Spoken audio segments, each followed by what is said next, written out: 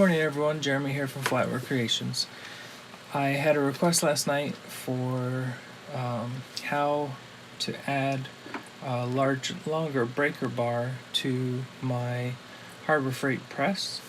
It's an Arbor press. This is the original handle that comes with it. And we extended it out a couple inches. This is one that I had. There's one at Harbor Freight that's a little bit longer, but I'm just going to show you how to change this out. So right here, I store my blocks on here for my press. Go down a little bit there. So this little tab right here, you're just going to pull that down, push it down, and this is going to come free. I'll take these off for now. So in comparison,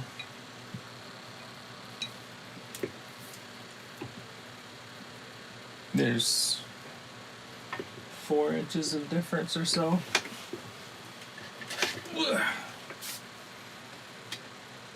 3.5 inches.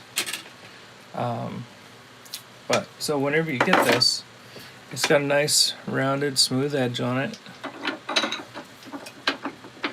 and a lot of times you'll see it in the ad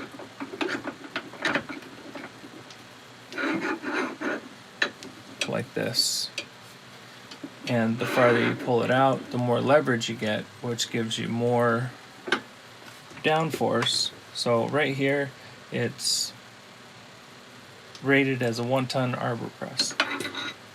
But if you take this off, this, I didn't take a video of it. This is just a breaker bar, had a 1/2 inch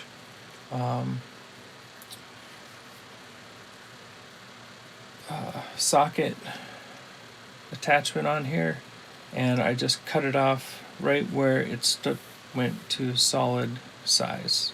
So it kind of widens out here. But what I did was I kind of rounded the edges. I'm never going to really touch this. But if you wanted to, I'm sure that you could take this off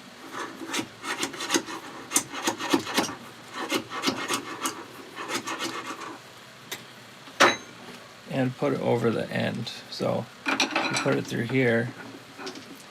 I'm sure you could put that on as a safety, but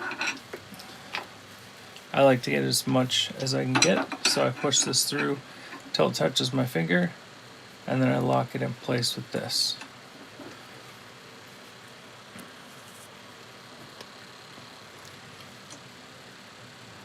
See if I can get you a better angle there.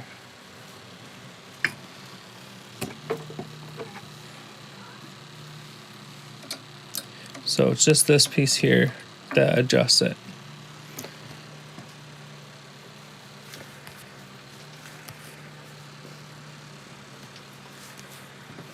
Okay. So you just tighten that down, and now you can get to that 1-ton pressure rating a lot easier because you have the extra length. And I took mine and I wrapped up the end. The handle was kind of knurled on it. There was a bunch of texturing on there so it didn't slip.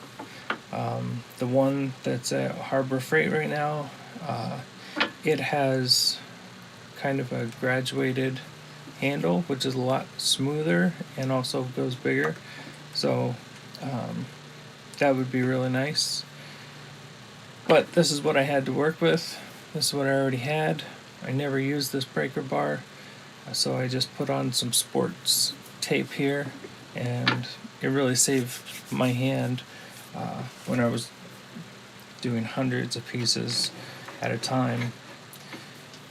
But that's it. Basically, you just cut off the head of the breaker bar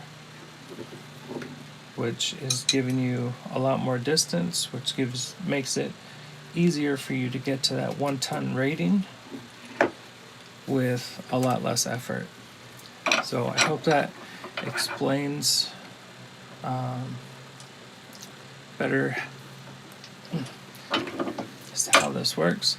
I also did this little mod a little while ago.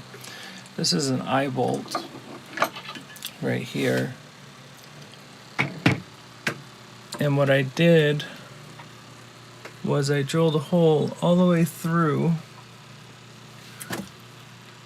and I put a nut on this side and a nut on this side,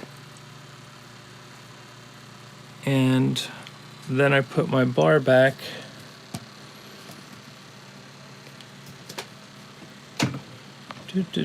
sorry about all the camera movement. I put my bar back to where I wanted it. Let me get these guys back on here.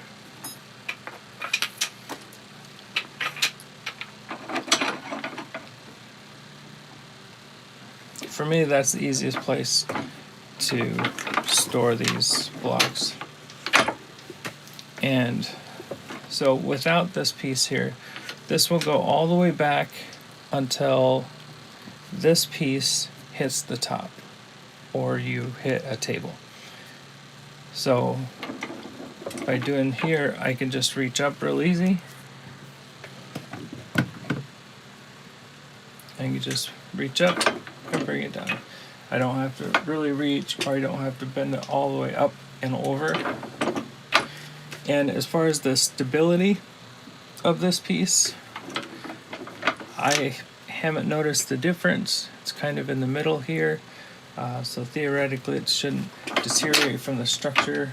I have not felt any difference in it whatsoever. That's just something I did to make it easier on me.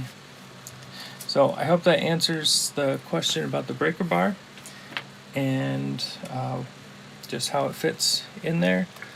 As you can see, I just have a flush here. I don't really ever touch it. There's a little sharp piece on here, but you can round that out